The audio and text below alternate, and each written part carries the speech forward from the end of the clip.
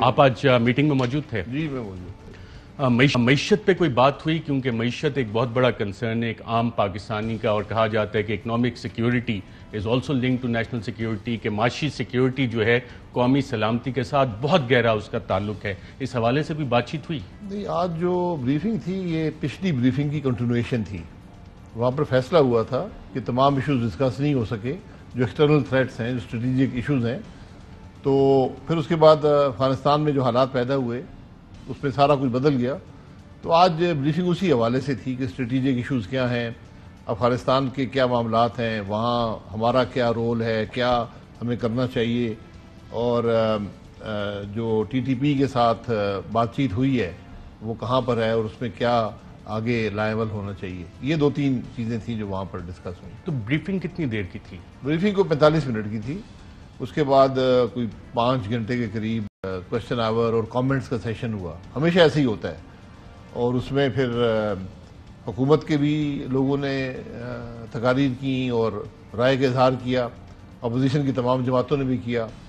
تو اس حوالے سے ایک اچھی بریفنگ تھی اور ایک سیشن تھا جس میں تمام باتیں کھل کر کی گئیں، اور مجھے امید ہے کہ حکومت کو کچھ اس سے ڈائریکشن ملے گی کہ کیا کرنا ہے۔ حالانکہ مجھے زیادہ توقع نہیں ہے کہ وہ توجہ دے گے کسی بات پر۔ اور سب سے جو مجھے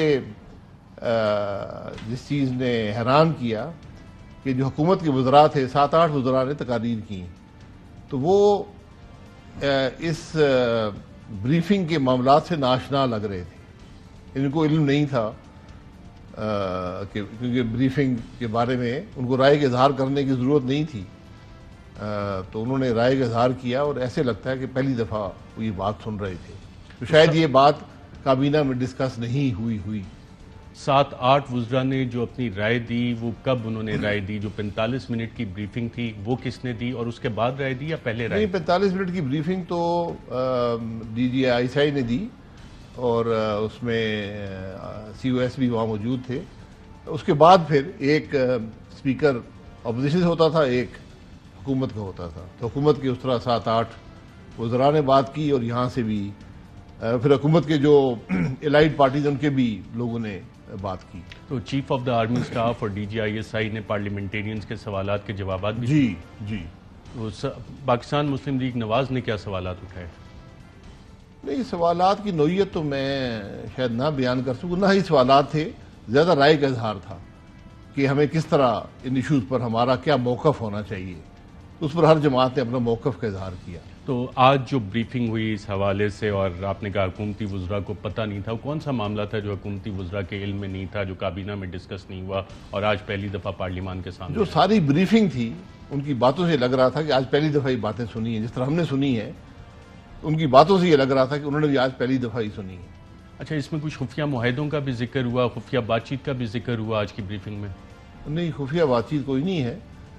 جو ٹی ٹی پی سے مذاکرات ہیں وہ شاید بڑی انیشل سٹیجز میں ہیں، اور اس میں وہاں پر جو تقریباً ایک متفقہ رائے یہی سمجھ لیں کہ اس معاملے کو پارلیمان میں ہی اس کو انیشیٹ ہونا چاہیے، اور پارلیمان ہی نے اس کے جو محرکات ہیں ان کو سیٹل کرنا ہوگا، کیونکہ یہ اتنا حساس مسئلہ ہے کہ یہ صرف مذاکرات سے یا ایک معاہدے سے حل نہیں ہوگا۔ یہ جذبات ہیں، ہزاروں شہید ہیں، اے پی ایس کے بچے، ان کے والدین، تو یہ ایک بڑا حساس مسئلہ ہے ملک کے لیے۔ اس میں عوام کے نمائندوں کا اس فیصلے میں شامل ہونا اور کس طرح اس کو ڈیل کرنا ہے، یہ بڑا امپورٹنٹ ہے۔ تو یہ پارلیمنٹ میں انیشیٹ ہوا کہ ٹی ٹی پی کے ساتھ بات چیت کریں گے، یا آج پہلی دفعہ پارلیمان کے علم میں آیا؟ تو بات چیت کون کر رہا ہے؟ نہیں، آج تو پہلی دفعہ پارلیمان کے علم میں آیا، ہمیں تو اس سے پہلے کبھی ذکر نہیں کیا گیا۔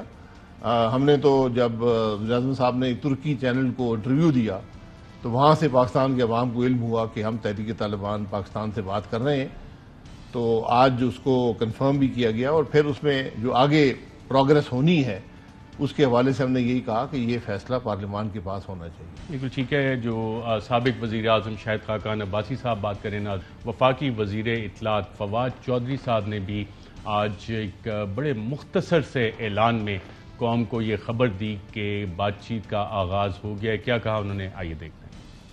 عمران خان نے 1 اکتوبر 2021 کو اپنے انٹرویو میں تحریک طالبان پاکستان سے مذاکرات کا تذکرہ کیا تھا۔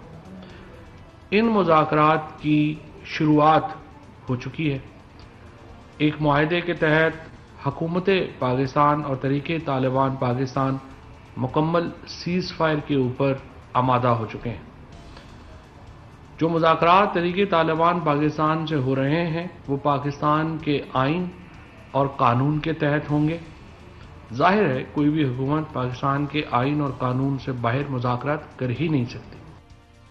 جی ناظرین، پاکستان پیپلز پارٹی کے چیئرپرسن بلاول بھٹو زرداری صاحب نے اس حوالے سے اپنا جو انیشیل ریئیکشن تھا وہ کیا دیا، آئیے دیکھتے ہیں۔ جہاں تک افغانستان کا پالیسی ہو، جہاں ٹی ٹی پی سے مذاکرات کی بات ہو یا ٹی ایل پی کا معاہدہ کی بات ہو، یہ سارے ایشوز یونیلیٹرل ڈیسیژنز نہیں ہو سکتے ہیں۔ پارلیمان، نیشنل اسمبلی، سینٹ کے اپروول کے بغیر ان پہ کوئی پالیسی نہیں بن سکتا، اور جو بھی پالیسی پارلیمان کے اپروول کے بغیر بنے گا اس کا کوئی لیجٹمیسی نہیں ہوگا اور وہ کامیاب نہیں ہوگا۔ بطور سابق وزیر اعظم میں آپ سے جاننا چاہوں گا، منسٹر فار انفارمیشن کہہ رہے ہیں آئین اور قانون کے تحت بات چیت ہو رہی ہے، پاکستان پیپلز پارٹی کے چیئرپرسن کہہ رہے ہیں کہ جناب یہ پارلیمنٹ کی اپروول کے بغیر ان کی لیجٹمیسی نہ بات چیت کی نہ کسی معاہدے کی ہوگی۔ آپ کی اور آپ کی جماعت کی اس حوالے سے کیا رائے ہے؟ جی بالکل درست بات ہے۔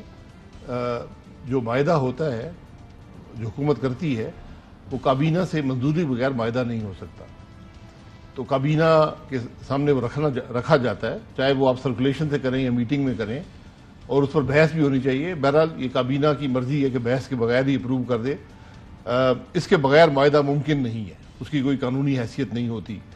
تو اس لیے جو ابھی بھی ایک معاہدے کا ذکر کیا ہے وزیر انفارمیشن نے کہ سیز فائر کا معاہدہ ہوا ہے، ایسے کسی معاہدے کا ذکر آج کی بریفنگ میں نہیں تھا، اور نہ ہی میں سمجھتا ہوں ایسا معاہدہ ہوا ہے۔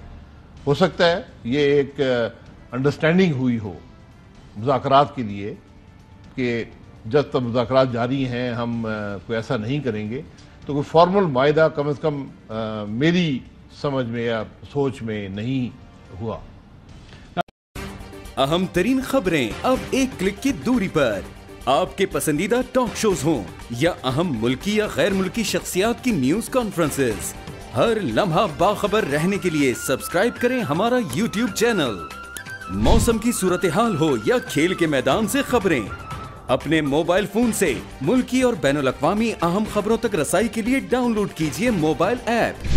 باوثوق ذرائع سے مصدقہ خبروں، تجزیوں اور تبصروں سے مستفید ہونے کے لیے وزٹ کیجیے پاکستان کی سب سے بڑی نیوز ویب سائٹ www.arYnews.tv۔ ان سب کے علاوہ پاکستان کا سب سے بڑا فیس بک پیج ہو، سب سے بڑا نیوز انسٹاگرام اکاؤنٹ یا پھر ٹویٹر، ARY نیوز پہنچا رہا ہے خبریں سب سے پہلے آپ تک، تاکہ آپ رہیں ہر لمحہ باخبر۔